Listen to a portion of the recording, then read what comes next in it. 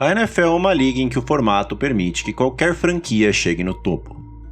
O sistema de salary cap e o draft são maneiras de tentar igualar a competitividade entre os times e evitar que algum time se torne imbatível por anos e mais anos.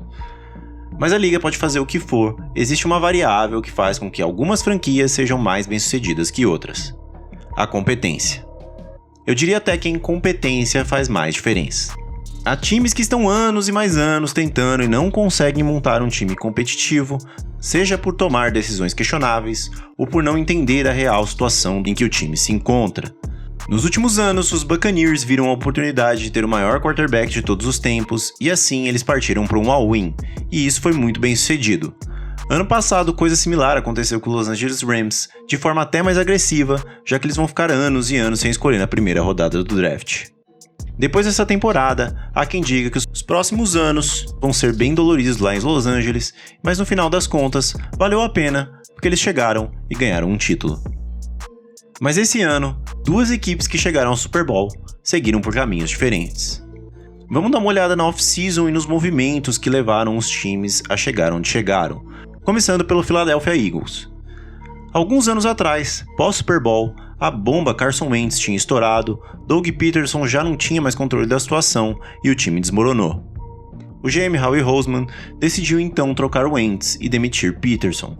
Trouxe Nick Sirianni, coordenador ofensivo do Indianapolis Colts, um cara fora do radar, mas que hoje dá pra ver que eles acertaram em cheio. O time ainda tinha selecionado Hurts na segunda rodada do draft e com toda a situação do Wentz, ele acabou jogando e ganhou a chance de ser titular. Tem um vídeo todo disso aqui no canal, eu vou deixar o card aqui pra vocês se vocês quiserem dar uma olhada. O que mais chama a atenção disso tudo é a capacidade de manter o time competitivo que o GM tem. Além dos já veteranos que estavam no time, a adição de Javon Hargrave e Darius Slay nessa época mostram como o time já vem sendo construído com um core muito forte desde aquela época.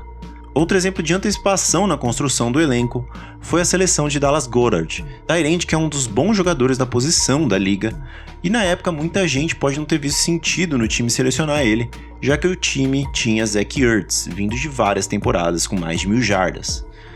Só que na época, os Cowboys queriam selecionar o jogador, e os Eagles pularam na frente e pegaram.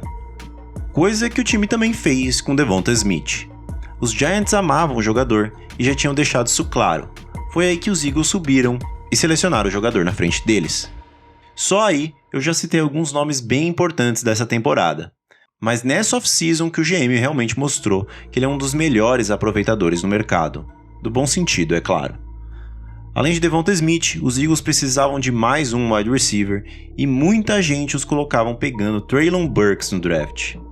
Acontece que os Titans não planejavam pagar A.J. Brown, que era justamente a comparação profissional de Burks. Então, os Titans pensaram, por que a gente não troca nosso wide receiver muito bem consolidado por um rookie que pode ser que se torne igual? Com isso, o ataque dos Eagles tinha todas as peças necessárias para um ataque explosivo baseado em RPOs. Para quem se interessa pelo aspecto tático, o Alan do Endzone 51 fez uma thread explicando isso no Twitter e eu vou deixar o link na descrição, tanto disso quanto do canal dele, que é muito legal, explica vários conceitos, e se você tiver a fim de se aprofundar, vale a pena dar uma olhada. Ainda na mesma toada, os Giants assumiram a reconstrução e a nova administração não conseguiu evitar a sujeira anterior. Eles tentaram trocar, mas acabaram dispensando o cornerback James Bradbury, que era o melhor jogador da posição deles. Roseman aproveitou e assinou um contrato de 1 ano com o jogador por menos de 9 milhões. Falando em problemas de cap, Howie também ligou para Nova Orleans, cidade onde o cap é psicológico. Só que não, né? Os Eagles adquiriram Chauncey Gardner-Johnson, líder de interceptações desse ano, por escolhas qualquer de dia 3 de draft. Howie é conhecido por aproveitar barganhas, é gastar somente 3 segundos do seu tempo para dar um like nesse vídeo e se inscrever no canal. Para finalizar, eles ainda assinaram Haason Reddick, pass rusher free agent que tinha ido muito bem em Carolina, mas por algum motivo ele não foi tão valorizado pela liga assim. Contrato barato por um dos melhores defensores desse ano. Tudo isso e eles ainda possuem uma escolha no top 10 do draft do ano que vem.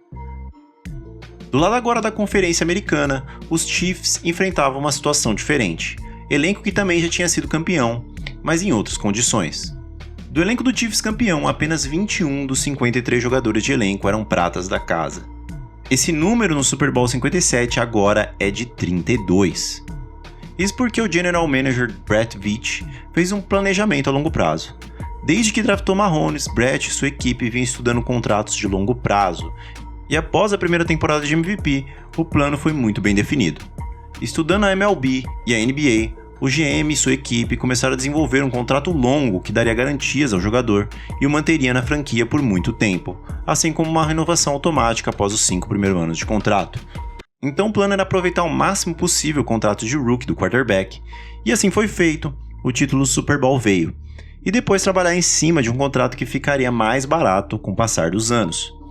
O time assegurou peças que consideravam essenciais para fazer jogadas explosivas. Chris Jones e Travis Kelce ficam no elenco e jogadores como Frank Clark tiveram que tomar um pay cut. Mas uma peça importante do ataque não estava nos planos futuros do time: Tyreek Hill. Sem dúvida, um dos melhores recebedores da liga, um dos caras com talentos mais únicos, e sua combinação com Mahomes parecia perfeita: velocidade, mas braço forte e precisão. Mas Brett Veach sabia que teria que ir no caminho oposto do que fez para construir um time campeão da primeira vez. Em vez de trazer estrelas para cercar seu quarterback rookie, agora ele traria rookies para cercar seu quarterback estrela.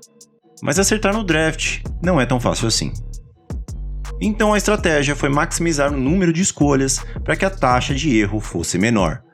Foi por isso que, mesmo sabendo que Hill não estava nos planos futuros do time, eles recusaram a proposta dos Jets, que havia oferecido a escolha número 10 pelo wide receiver.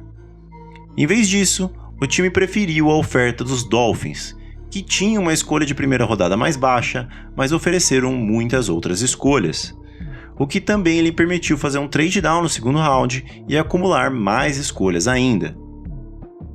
Só o que faltava era acertar a avaliação dos prospectos, e isso dá pra falar que ele fez.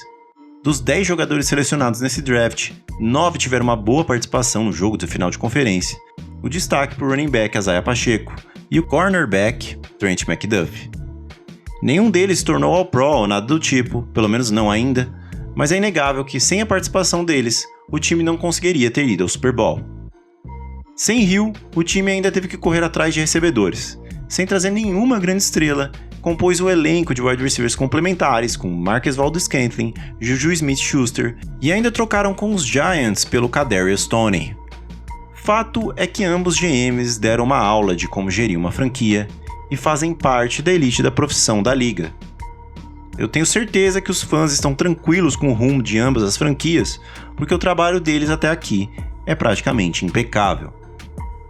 Antes de encerrar, eu quero que vocês comentem aí embaixo o time que vocês acham que vai ganhar o Super Bowl 57, e se vocês estiverem assistindo após a vitória de um deles, qual dos dois vocês acham que tem condição de voltar mais vezes nos próximos anos. Por esse vídeo é isso, dá like no vídeo, se inscreve no canal, valeu e tchau!